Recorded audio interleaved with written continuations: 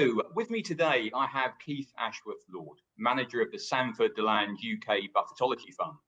Hello, Keith. Thanks for joining us. Hi. Now, it's been one of the most eventful periods in stock market history. I mean, that's to put it lightly.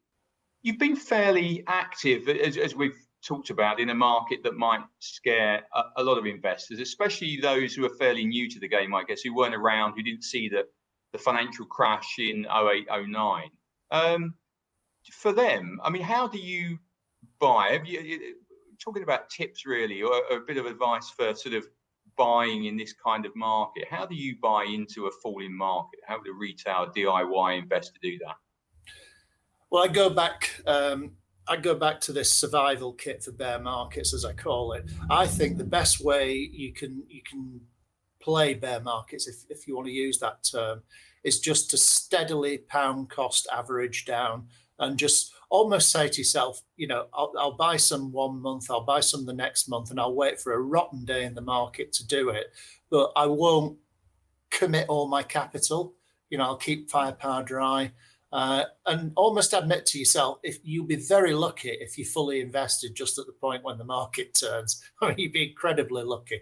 So you've got to admit to yourself that you might not get all the capital into the market at the point when it suddenly turns. But I think the key thing is not to lose your nerve, because every time you buy and the market takes another lurch down, you feel sick. And there will come a point when you just feel so sick that you don't want to do it again. And that's usually the point of capitulation, when things turn and start to go the other way.